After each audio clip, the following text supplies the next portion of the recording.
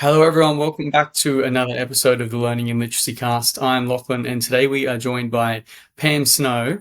Pam, I feel like in the academic world, you almost don't need an introduction, but I'm going to introduce you because we have parents and teachers that watch this as well, who may be less familiar with you. But you are an extremely influential figure in the language, literacy, and education space. You've been publishing papers for about 4 decades. We were talking the other day whether it was 85 or 89, your first one, but let's call it 40 years. You're a distinguished professor at Trobe University, a speech pathologist and psychologist, co-director of the Science of Language and Reading Lab, the Solar Lab, and of course, author of the widely known and widely read Snow Report. So you've been doing a lot of things for a lot of time, and I'm really, really excited to have you here. So thanks for coming in. Lovely to be here. I think all of that is code for I'm getting old. We could, let's say experience. Let's go with experience. We'll go with that. Now I'm in my very speech pathologist way of thinking. I want to go fairly chronologically through this journey. I want to talk about a lot of reading stuff, a lot of education stuff. But let's maybe start right at the beginning with some questions about things that might be shaping the journey for students before school even starts. I'm interested in what your own direct research and also, I guess, just being in this field, what you've come across. Things like socioeconomic status, behavioral factors within children, those kinds of things seem to be things that are in your domain. Can you talk to us a little bit about those kinds of things? What happens before school for kids and how that shapes the course of their life? Okay. I think a nice starting point is how we think about language. Obviously, language is something that sets us humans apart from other primates and other species on the planet. We know that other species have communication systems, but we're pretty certain that we humans have the most elaborate language system.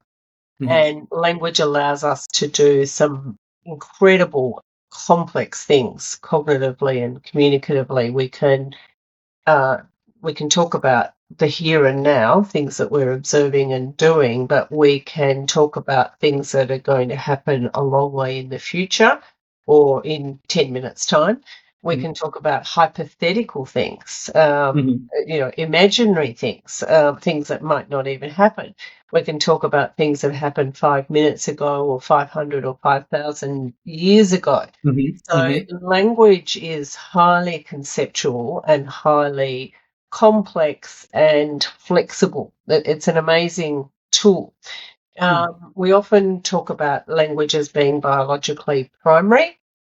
So that means that it's something that humans have an evolutionary advantage for. Our brains have evolved to favour language such that, in very simple terms, an entire half of our brain, the left hemisphere, has specialised for language. It's not completely accurate to say we have a language hemisphere and an everything else hemisphere, but it's fair to say that the left hemisphere is overwhelmingly concerned with language. Yeah. So I often say when I'm giving presentations to teachers and allied health professionals that we have to hold two seemingly contradictory ideas simultaneously when we think about language. It's biologically primary, unlike reading, writing, and spelling that are biologically secondary, but it's also not completely set and forget. So just because it's biologically primary doesn't mean that everybody develops at the same rate, and it doesn't mean that everybody has the same experiences linguistically, particularly in the preschool years or beyond for that matter. Excuse me.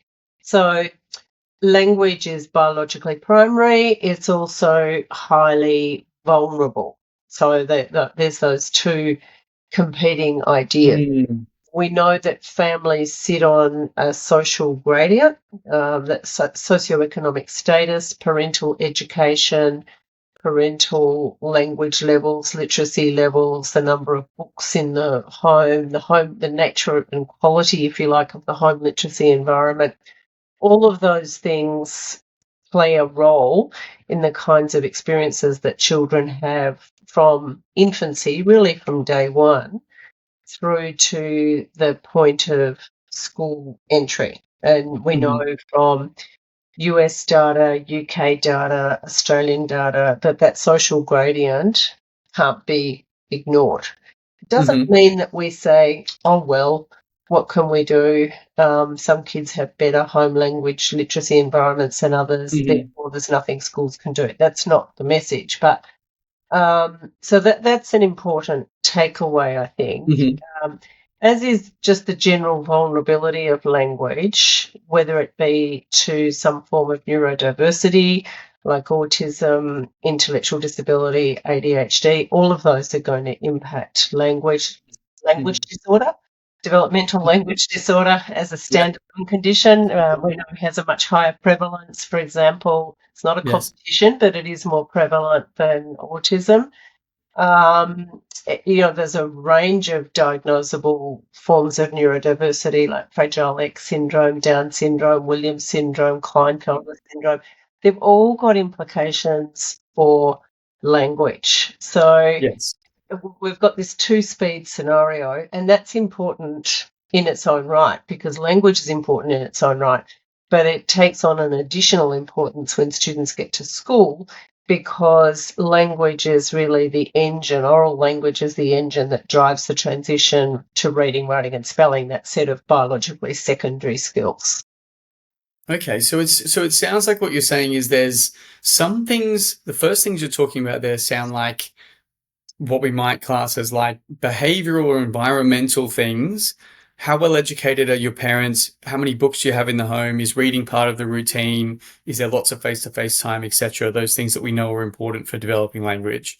And then there's also just, I guess, genetic things. You can just be born with some condition that impacts your language development. Mhm. So that's happening in the first few years before you even get to school.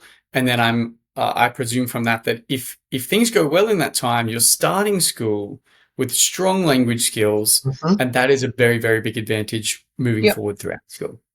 Absolutely. And I think, and you've alluded to this, I think it's useful to think about language in what we call a biopsychosocial framework.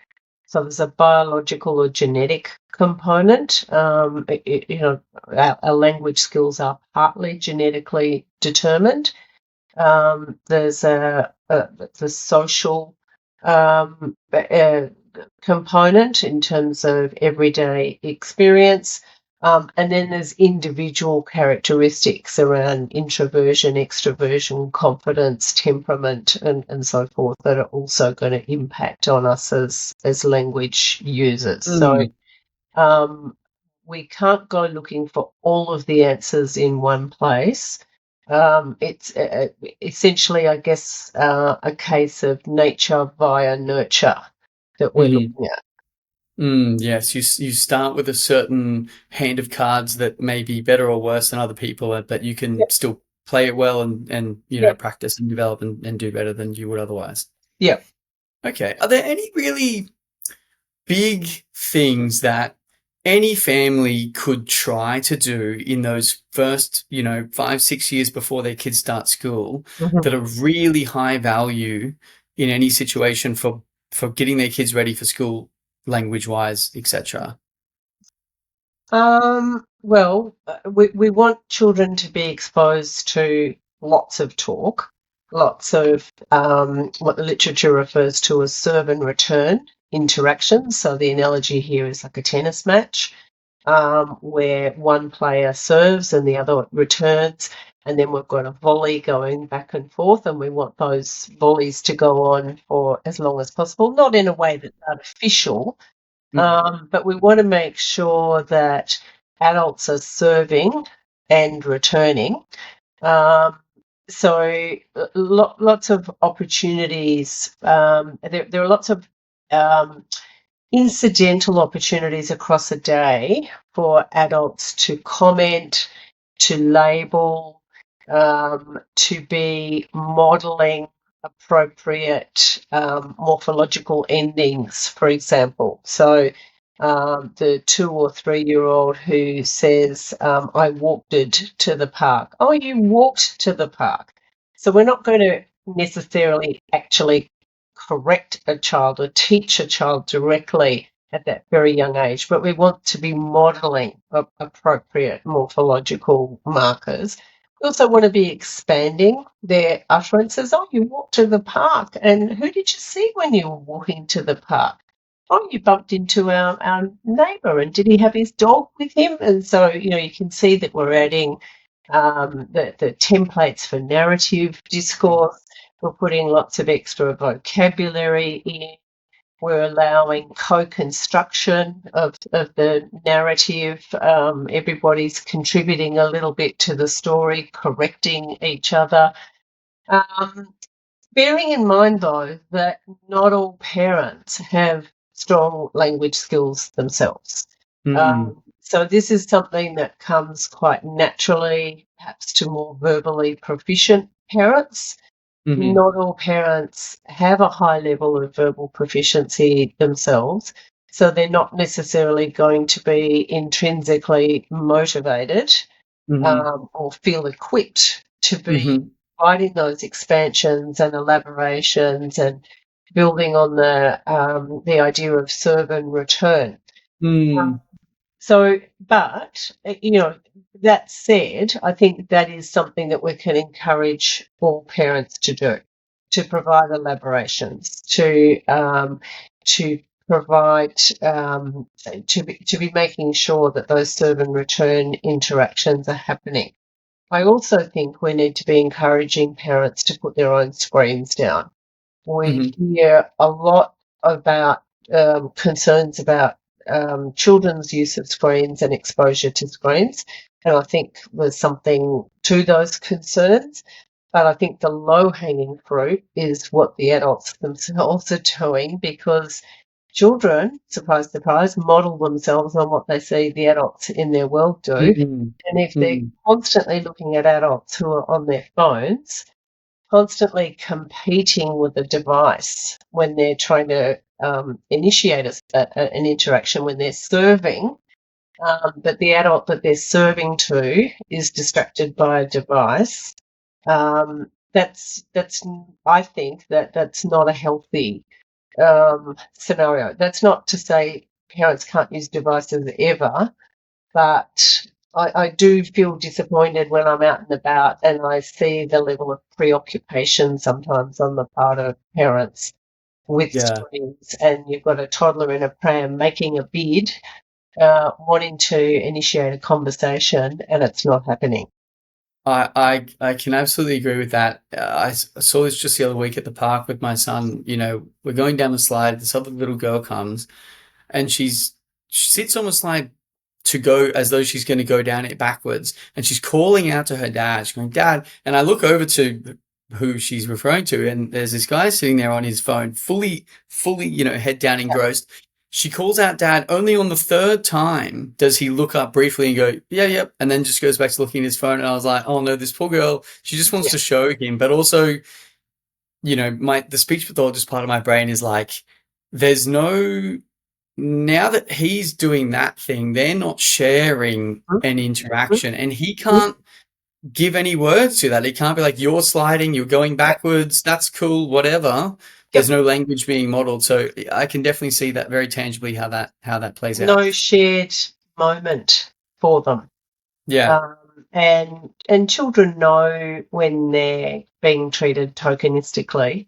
Mm. So I think that there is a case to be made for adults to be, putting their devices away, Yes.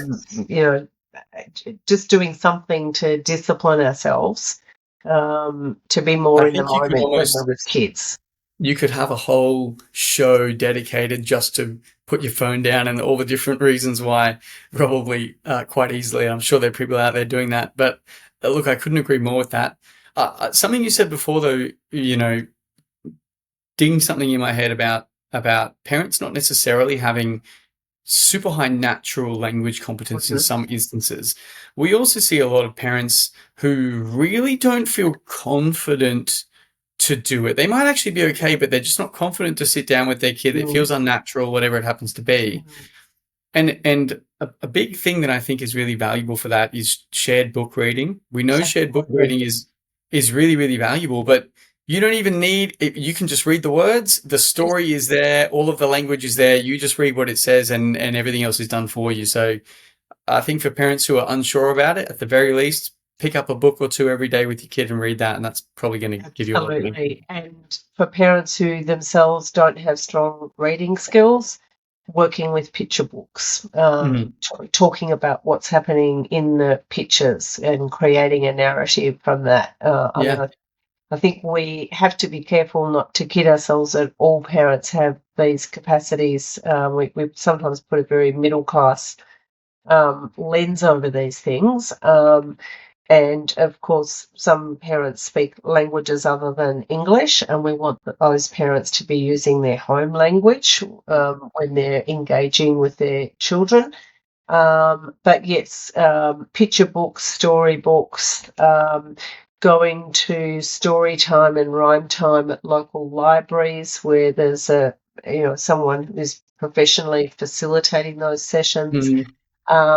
I don't know whether they're still run, but there used to be a platform called Mother Goose, which is like a nursery rhyme session where there's no books, no materials. It's all just the humans singing and Mhm. using actions, hand actions. Mhm.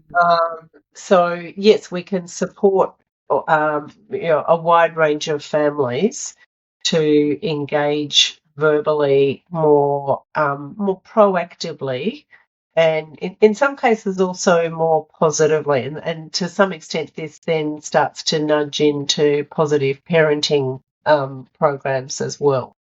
Mm.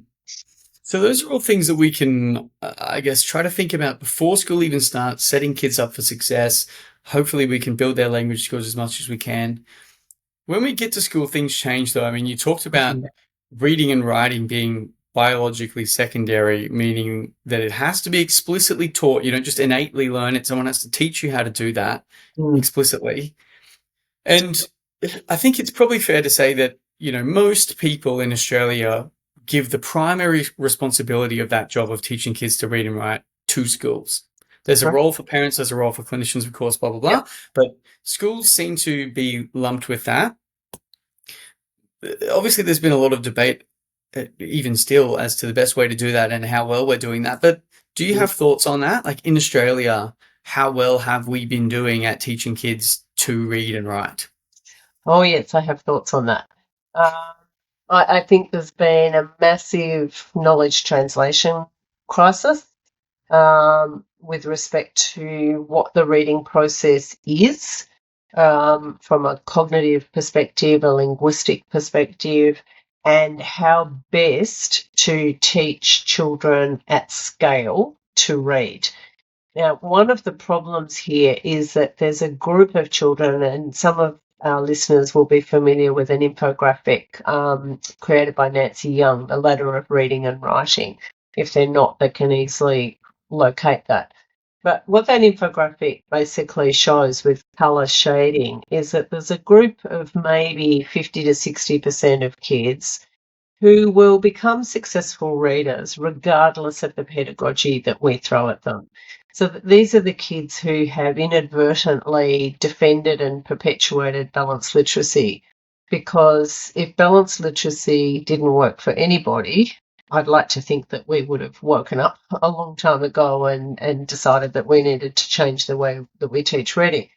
But because it does work for, a modest majority, that's not to say that if those same children are exposed to high quality explicit teaching that they wouldn't be better spellers, and I think many of them would be better spellers. It's one thing, reading, as we know, is easier than writing because reading is a recognition task, where spelling is a retrieval task, so that's Mhm. more complex. Mhm. But unfortunately, I think there's been some real, I'm going to say, intellectual laziness in education faculties in Australia and in other English speaking countries when it comes to applying evidence.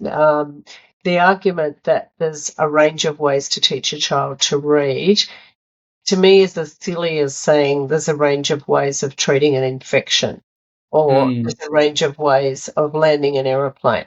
Of course, there's a range of ways of doing most things. That doesn't mean that some ways aren't markedly superior, uh, yes. especially at scale. Yes. One of the things I've tried to do in my career, especially in the last probably 20, 25 years, is encourage public health thinking, bigger picture thinking in speech pathology and also in education. I like to tell teachers that I see them as public health practitioners because when we get early reading instruction right, we're Mm, pulling public health intervention levers. We're giving children a better start in life. We're putting them on better life trajectories. mhm. So I think we have been guilty in this country of a terrible knowledge translation crisis. We've put the needs and the egos of adults above the needs and human rights of children when it comes to their opportunities to be exposed to high quality reading instruction, such that it's really been a bit of a lottery. So, you might land in a school where there's knowledgeable teachers doing high quality explicit teaching. You might not, or there might be some teachers in your school who are doing a good job in that regard and others who are still playing catch up. So Yeah. it's been way too variable. It's amazing how variable it is because you're right that there's been as a whole system. It sounds like there's been a lot of as you say, translation issues with research, some degree of just straight up misinformation. It seems like as well, and that's on the education system as a whole. It sounds like, but even within schools, one school a suburb over from another school might do things Yep. differently. But I've even heard, I had a family recently who's got two kids in the same grade, but they're in different classes. And one of the teachers taught it the old free queuing system Yep. way. And the other teacher, who was like a new graduate teacher, she was doing explicit phonics and they were literally next door to each other. And, to think your kids, that's a good example. You use the word lottery, just Mm. which classroom do you go into and Yep. how good of a reader and speller are you going to come out as is, Yeah. and I think a lot of parents don't realize that schools haven't necessarily been doing it in an evidence-based way for so long. And in a sense, they shouldn't need to realise. um, because from the perspective of parents, that should be set and forget. It should be I a was given. telling you earlier before we started recording that I have a 4-year-old granddaughter in hospital at the moment. She's going to be okay, but she has been quite seriously unwell. But we need to make an assumption as a family that her treatment is based on her practitioners' distilling of high quality evidence, Mm, not individual preferences around what antibiotic is used or what's available or mm, what they're familiar with. We need to know that there's a level of accountability in the decisions that are being made. mm, And as my late dad used to say, you don't want to keep a dog and bark too. So, if you put yourself in the hands of experts, mm. there should be a level of trust. In the same way that we get on an aeroplane, we're not sitting there thinking, oh, gee, I hope this pilot Yeah. knows how to fly this thing, Yes. that he or she doesn't have the Boeing manual next to them. I suppose that's better than not having the manual if you don't know what to do. Mm, But there has to be a level of confidence, and mm, I think that confidence has been betrayed in mm, Australia, and that's come to the fore more in the last couple of years when we've had some significant inquiries and reports written. The Teacher Education Expert Panel report in 2023, the Grattan Reading Guarantee report in 2024. I think it's getting harder for education faculties to hide from the light. The mm. old saying that sunlight is the best disinfectant, and I Mhm. think we're seeing that at work now.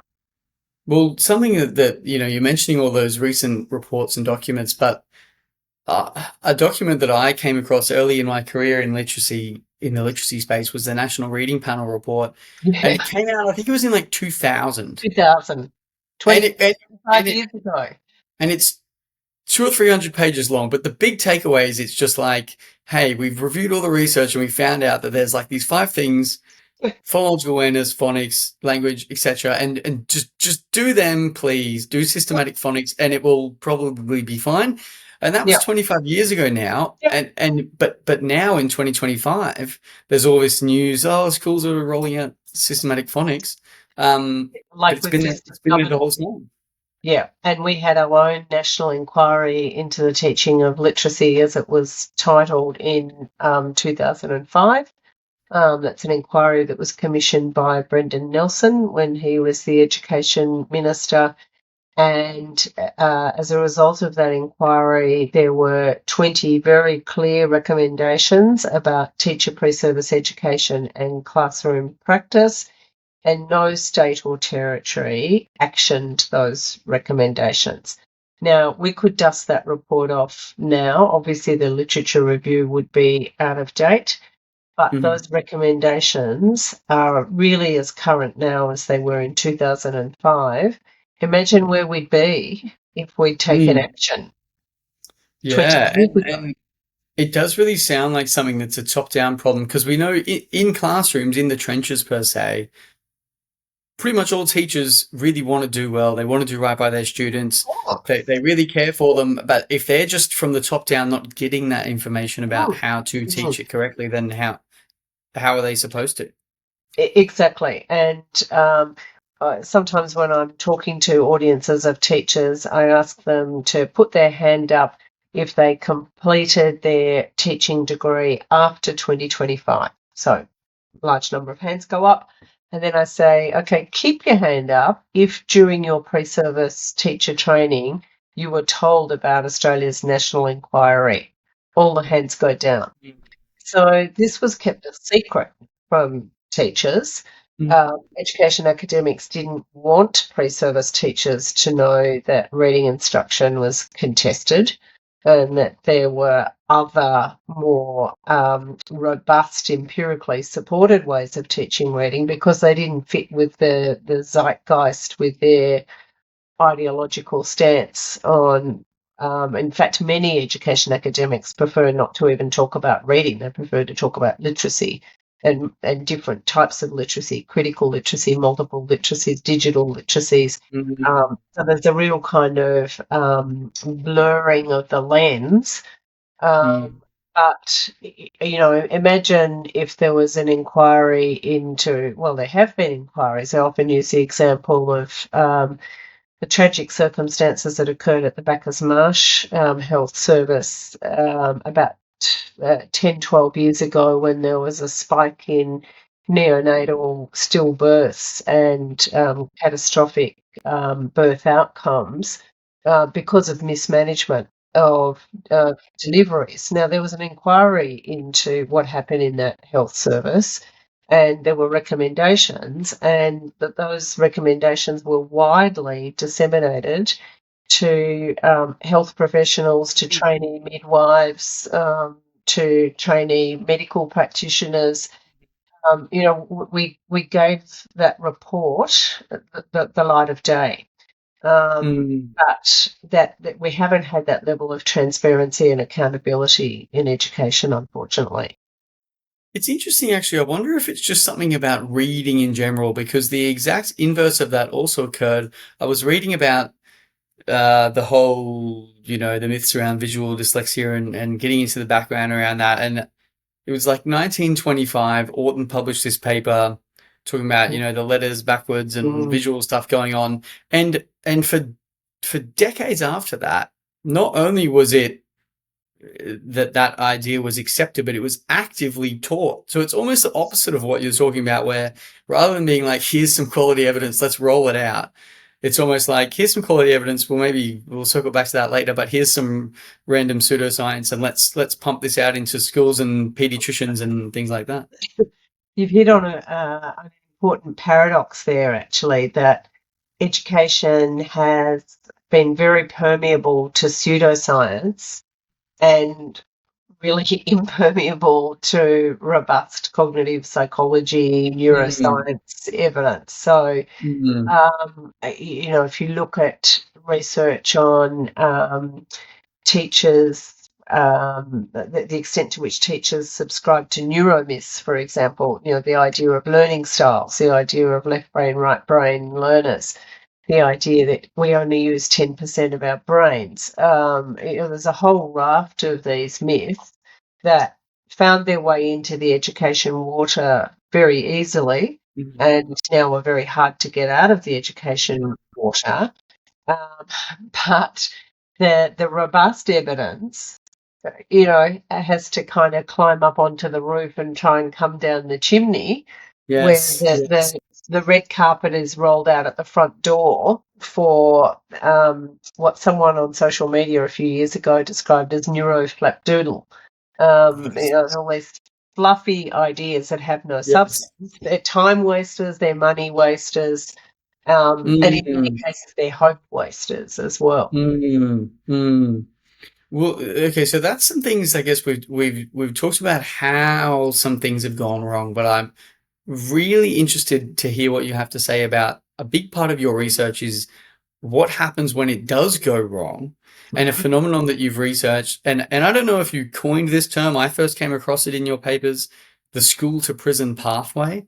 It Mhm. sounds very dramatic, and Yep. justifiably it is very Yep. dramatic. Yep. Can you tell us what that is and sort of how it works? Sure. It's not a term I coined. I don't take any credit for it. It's actually the school to prison pipeline is the term that's been used. It comes out of US literature. So authors like Crystal and Jolivet are names that spring to mind for me. And some people react very negatively to any suggestion that there is this notional school to prison pipeline. So I want to acknowledge that because it is seen as provocative and almost incendiary to some people. But there is um, there is clearly a group of students who, right from early in their lives, are on unhealthy trajectories. And that's not entirely on schools, because when we think about risk, we should be thinking about risk at the level of the community, the level of the school, at the level of the family, and at the level of the individual. And obviously, the individual, the family, and the community risks exist before a child gets to school. Yeah. So we know that factors like, and these are not causal, what we see is an aggregation of these risks. So being in a single parent household, being in a household that is more chaotic and unpredictable, um, and there being an absence of a strong, positive male um, role model, whether that's directly a father figure, but other male role models, parental mental health problems, unstable economic circumstances, unstable housing, low literacy in parents who were teenagers when they became parents. So what we see in young people who end up in the youth justice system is this kind of perfect storm, really, of risk factors. There's a real dearth of protective factors and a huge stack of risk factors.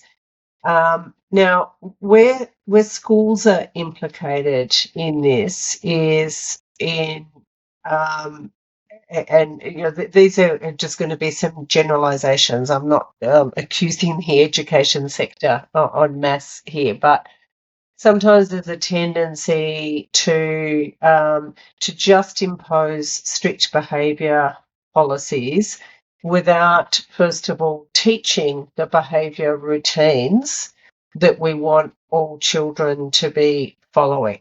I really support the work of people like Tom Bennett, for example, who supports teachers to teach strong behaviour routines.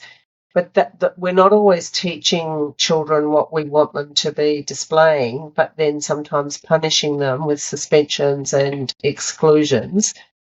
We know that by year three, children who are not on track with reading, particularly boys, are at higher risk of displaying behaviours that are going to be viewed as problematic.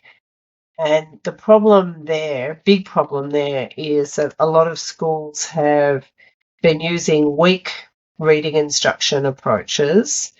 And then we get to year three, and we've got this significant group of students who are really instructional casualties. And a lot of them are going to start acting out. We're going to see externalizing mental health problems. And I use that term mental health problems advisedly because conduct disorders, oppositional defiant disorder, ADHD, they are mental health problems. They're not normal, typical behaviours. Some children, of course, display internalizing mental health problems like Mhm. anxiety and depression. We're not so clever at noticing those because they don't disrupt the lives of adults in the way that the kids with the externalizing problems do. Now, the problem is, and this was something that was pointed out by Nancy Cohen and her colleagues in Toronto more than 20 years ago, they made the observation that children find their way into the service delivery system by virtue of what the key adults in their world see as the primary handicapping condition. And if you're a weak reader and writer, but you also have significant externalizing behaviour problems, no surprises that the adults in your world are going to see those behaviour issues as the primary handicapping condition. You're Mhm. going to be referred to a child and adolescent mental health service or to school support services or somewhere with a referral that talks about your behaviour problem. If you're lucky, it Mhm. might reference the fact that you're not achieving academically, but Mhm. everything it will possibly be put down to behaviour. Um, and I think that exposes those children to significant additional risks because their full profile isn't always understood, and those children become very good at deflecting and avoiding academic tasks. You would have seen this in your clinical work because of the sense of shame that they experience when they Mm. can't achieve success. And something Mm. like reading, it's a funny paradox. It seems to be socially acceptable for us to say, right across the lifespan, oh, I'm not really a maths person, but it's not socially acceptable to say, I can't read. Yes. So there's a lot of shame and embarrassment there. This perfect storm just keeps on happening, really. These kids affiliate with similarly disaffected peers. They engage in antisocial behaviour in and out of school. Schools, understandably, don't know what to do with them and don't really like having them there. So they often are suspended, which is a reward in many ways.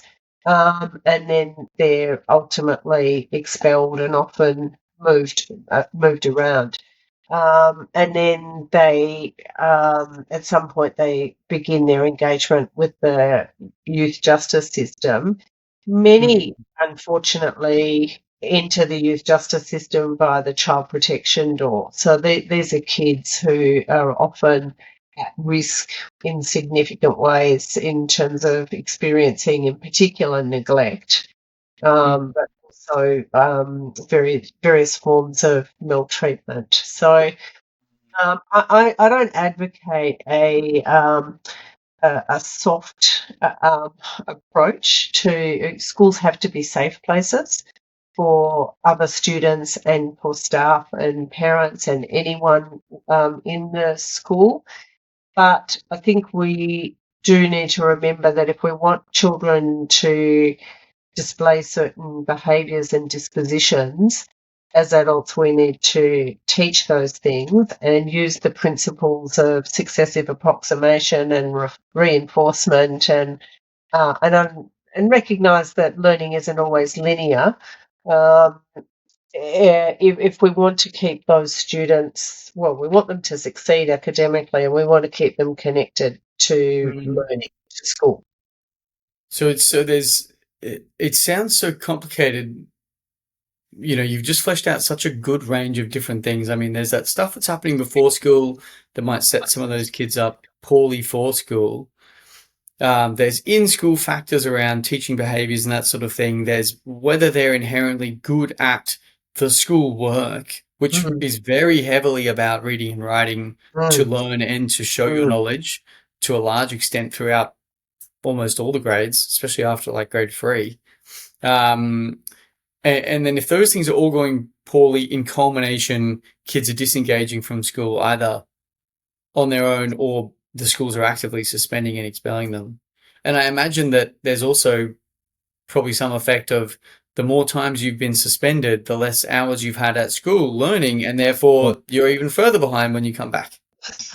Absolutely, and time on task Mm, is a really important concept for learning. And we talk in reading circles of the Matthew principle, the idea that the rich get richer and the poor get poorer. So the students who are at school learning, succeeding academically, that's very good for their well-being. mm, They feel a sense of self-efficacy as learners and can take on novel tasks and face new challenges. But the students with weak and patchy skills don't feel that sense of self-efficacy and they mask it through acting out and often disruptive antisocial behaviours. Now, I emphasise I'm not making excuses here, but having been involved in research on children in the child protection system, I've had occasion to read case files. We've had access sometimes to case files of children, and it really is truly horrifying what mm, some children experience at home. We don't have anything to crow about in Australia when it comes to child safety and mm, our capacity to keep children safe, not just at a very basic level, but emotionally safe and being nurtured mm. and really loved and cared for, without wanting to sound soppy. That is so important. Strong attachment Yeah. is so important for children's mental health, and a very significant proportion of children, and we can't always pick them in a class, are growing up in contexts where they don't have a secure attachment to Mm, a key adult figure, and we see that pattern of dysregulation and lack of empathy and other consequences. Now, that's not to suggest that this is somehow easy for schools. It's not, and in some ways, I sometimes think that the trauma-informed pendulum has maybe swung a little bit too far in some cases, such that we want to start with well-being, and of course we need to start with well-being in the sense that all students need to feel safe and seen and heard at mm. school. But well-being is only a part of the picture. And in some contexts, I don't think we talk enough about the contribution of academic achievement to well-being. Yeah. We tend to feel good about ourselves when we're achieving, and I think we could be ramping that up more. And as you say, the exact inverse applies when we're not achieving well, we feel bad. And Yeah, it can really be a lens shift to something that was really powerful when I worked in the education system as a school-based speechie, was showing teachers the language and literacy profiles when you test a student. yeah, And the referrals you always get are for the naughty kids in class. Yes. Before I even test them, I'm like, I know how this is going to go. I'm going to do a language and literacy assessment. It's going to be bad, and it is. And you can show the teachers that, and you can sort of say, look, maybe this isn't the whole thing, but this kid can't Mm, actually do the work. So mm, they might not necessarily just be being evil to spite you. mm, They're mm. sitting here for 7 hours a day with no idea what's going on. Yep, As you say, feelings of shame, embarrassment, anger, frustration, boredom. yep. So it makes sense that they're going to act out or just at the very least do nothing and It's daydream, etc. entirely understandable. And in fact, that team in Toronto that I mentioned before, led by Nancy Cohen, they did a study. I can't remember whether this was the late 1990s or the early 2000s, but they took a group of children, boys in year three, who were referred to the local child and adolescent mental health service on the basis of behaviour difficulties. Mm, This is the study where they came to that conclusion about children being referred into the service delivery by virtue of what's their primary handicapping mm, condition. But they tested these kids. None of them had a referral that referenced language skills. mm. They tested the kids and found that a third of them met diagnostic criteria for a language disorder. Wow. Not one of them had been flagged. Mm, So mm. these are children who are not understanding, Yeah. you know, 2, 3 stage instructions in Yeah. class and then immediately looking like they're being uncooperative and inattentive.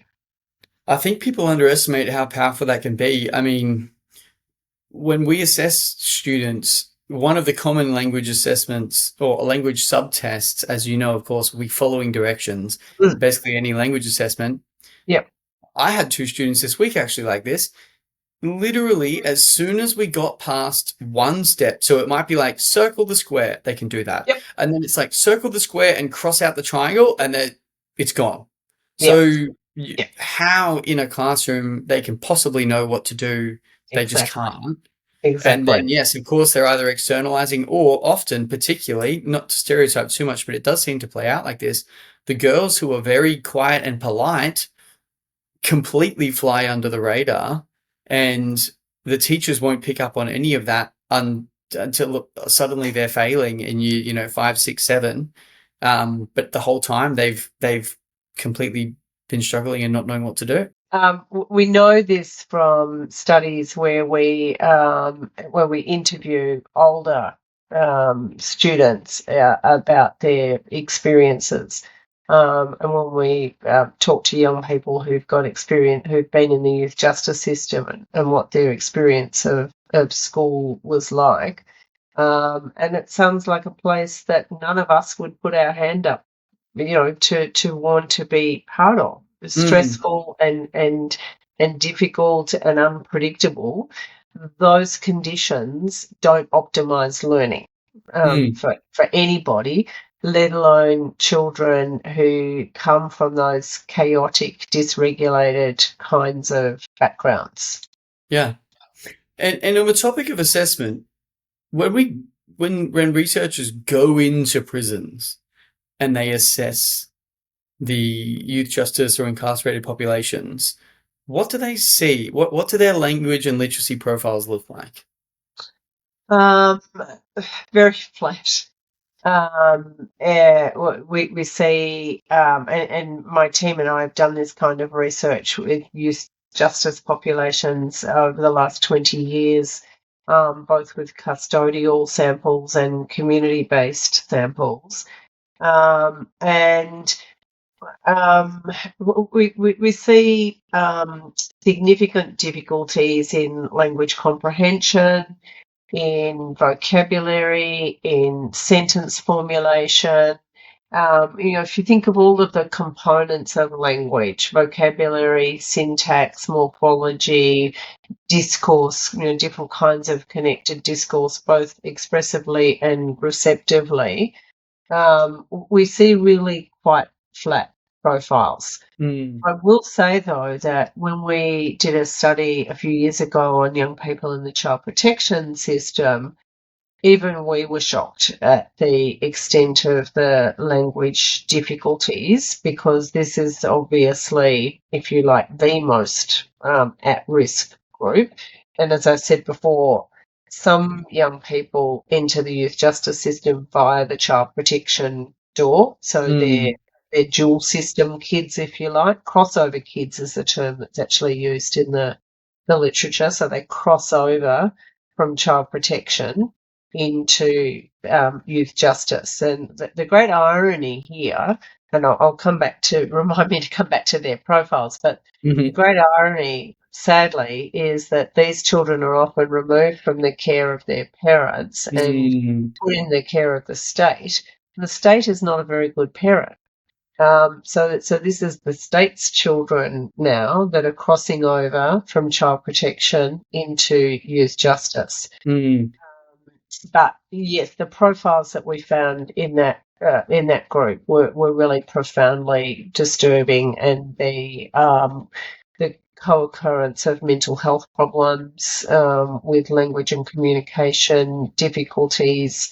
These are young people who really don't have a lot going for them, and it's not surprising in many ways that they're ending up, in many cases, in the youth justice system. And if we were to put numbers on it, I mean, when I first came across these stats, I was flabbergasted. What sort of numbers are we talking about in terms of percentage of people in those populations Mm. in jail, child Look, it protection, etc., depends. have impairments? How many of them are Yeah, impaired in their language and literacy? depends where you put the cutoff, and whether you're relying on one measure or a compilation of measures. Conservatively, we can say 50% of young people in either child protection, youth justice, and the other group is the students in flexible alternative education settings. Again, many of whom have come through child protection and youth justice, or clients, if you like, of those systems as well. So I've tended to err on the more conservative side, rightly or wrongly, in estimates in our research, and we've sort of talked about rates of 50 to 60%. Some of the UK research has reported much higher rates, Mm, over 70%. Either way, it's high enough that we should be saying that we're going to design systems on the assumption that everybody coming through the door has compromised language communication skills. We're mm, going to deliver our services and our interventions in ways that maximize the likelihood of comprehension and engagement. We're going to produce written materials that are user friendly from a readability access perspective. Back in the early 1980s, which you won't remember, and some of our listeners won't remember, when the AIDS epidemic struck. One of the things that we talked about, or health experts talked about then, was the idea of universal precautions. That we weren't necessarily going to test every patient in a hospital to see whether they had HIV, but we were going to use universal precautions in how we cared for those mm. patients. And I think we need to have a universal precautions approach. And that's why I don't actually advocate screening young people, because we're just going to find a whole lot of probable cases. Yeah. Let's just get on with designing better services.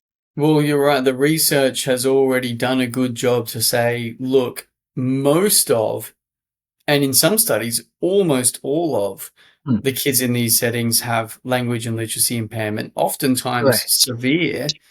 We already have the proof. Let's get down to business and do something about it. And, Exactly. and look, maybe let's talk about that as maybe our sort of closing note on a more optimistic. We've had a lot of doom and gloom because things aren't perfect, but let's talk about what we can do and how that might help. Obviously we've kind of touched on the let's improve schools' teaching of reading and writing and hopefully people can take away some things that at home they can do that help too. But are there any other big things, whether they're, for parents, clinicians, systems that we should be doing, you think that could help people with their reading and writing getting good outcomes? Um, Look, I don't know that this is something that our listeners can necessarily do, but I think the lever that I would like to see really pulled in Australia is the initial teacher education lever. Because as I see it at the moment, we're spending a lot of money and other kinds of resources on parking better and more ambulances at the bottom of the cliff and not building better fences at the top of the Mm, cliff. So mm, anyone who's got the ear of politicians or education academics, we need education academics on the bus and driving better pre-service teacher education, which ultimately I think would make teaching a higher prestige profession. I would like teaching to be a higher prestige mm, profession. It's complex, it's very challenging. And mm, when we look at the attrition rates, that's perhaps not surprising given the often inadequate preparation that mm. people encounter in the degrees that they pay for and incur a HEC step for. So I think we need to get behind better pre-service education for teachers and lobbying for that at scale so that we reduce this lottery element downstream. And we also reduce the extent to which teachers experience a terrible burden of guilt when they eventually come across structured explicit literacy teaching, the science of reading, the science of learning, and they put their head in their hands and say, "Oh, I think of all of those students who I could have taught Yeah, to read and I didn't." We shouldn't be burdening teachers in that yeah, way. yeah. So I think we just need a better community-wide awareness, really, of the fact that we have to campaign for better teacher pre-service education. Definitely. It seems like a big systems kind of level approach that's required. I mean, I mentioned this in the last interview with Hayley Tancredi. She was mortified to hear that um, almost maybe one teacher was the exception to this, but of all the teachers I've spoken to and worked with, they all told me that they got no education in their teaching degree about learning disorders, language Mm, disorder, mm, etc. at mm, all, and they're mm. clearly not necessarily getting the best instruction on how to teach those things, let alone to be aware of what they are and how to look for them. So they're coming in with a disadvantage, out of the gates, and their teaching sound or the teaching of teachers sounds like it needs to change to help that. I believe it does, and a lot of people don't agree with me and don't like me saying this publicly. But I think there does need to be a major overhaul of teacher pre-service education. Mm. Well, if you've got I mean, look, it also makes sense to me. I don't know if I'm going to be making any enemies by saying this, but if you've got 15, 20% plus of kids in your classroom with some kind of developmental condition, and those are the hardest ones to teach. If you're stepping into the classroom and you don't know what those conditions are, what they look like, or how to support them, that's your Mm. job's going to be very hard. So it does Yep. make sense to me that you would do that. I think some of the things that school-based speechies and OTs tell teachers, you almost think you shouldn't mention it because it's like second Mm. year speech Mm. pathology that you learn it, Yeah, and you're talking to an experienced teacher, but it might be the first time that they've heard they've it. heard it. Look, I've had teachers say to me that they did an entire teaching degree, and I'm not talking 30 years ago, I'm talking, in the last 10 years, and didn't ever hear the word phoneme or grapheme. So, you Yeah. know, where, for me, that kind of knowledge about how our speech and writing system works and how our speech and writing systems map to each other is Mm, the family china that has to belong to teachers. It's nice when speechies know this stuff and dev psychologists, but it must belong to teachers. And Yeah. it's been eroded on the teacher knowledge base, and they've been left with, instead of the good quality family china, they've got this kind of plastic picnic ware of, 3Qing and Lips the fish and Skippy the frog and, Mm, um, you know, not just low impact, but actively ineffective approaches that teach children the habits of unsuccessful readers. mm, mm, yeah. Well, thankfully, schools are now rolling out phonics as the default way, it seems like. And a lot of parents also, of course, take comfort in the fact that there are backups, there are speech pathologists and clinicians out there who can teach kids to read very intensively using evidence-based programs. So that's something that parents can do. But ultimately, it's an inefficient way. I mean, I can see 7 kids a day, whereas schools can teach hundreds or 1,000, 1,500 a day. So Absolutely. you can see the return on investment. If we could get schools to do it well, that'd be huge. Absolutely. It's that public health thinking of how do we do this at scale in the same way that we think about road safety. We don't go car by car. Mm, We have a multi-layered approach to engineering solutions, legislative solutions, driver training solutions, but the idea is that we want everyone to be safe on the roads. Now, we don't achieve that perfection, but we're thinking population level, and we need to be thinking population level safety and positive outcomes when it comes to reading instruction as well. The cognitive psychology literature really tells us that we should be successfully teaching 95% of children to read. Of course, there will always be a small percentage who have inherent, perhaps, neurobiological reasons in terms of phonological processing, language issues that make it difficult. But we shouldn't be teaching in ways that produce instructional casualties who we then don't have the resources to meet them with to fix them up. It's a bizarre kind of factory model that we've got at the moment of producing the casualties and then saying, well, we need more money because look, we've got all these kids yeah. who aren't reading very well. Yeah. Yeah, definitely. Well, look, thanks to people like you and other, educational researchers, the silver lining is that we've got a very clear direction of at least what we know needs to be shown to the kids. It sounds like how we go about doing that and rolling that out is still a challenge to be tackled in the coming years. But thankfully we know what works in teaching kids to read and write, and hopefully we can get more of that in schools. Um, Hmm. Pam, thank you so much for your time today. I think this has been really, really helpful. I hope that there's teachers watching that have taken things away from this, parents that have taken things away, and of course, other speechies who are less familiar with this space. Hopefully, they've got something from this too. Thank you so much for your time. Looking forward to talking more soon. It's a pleasure, Lachlan. Thanks for your interest and for your fantastic questions. Thank you.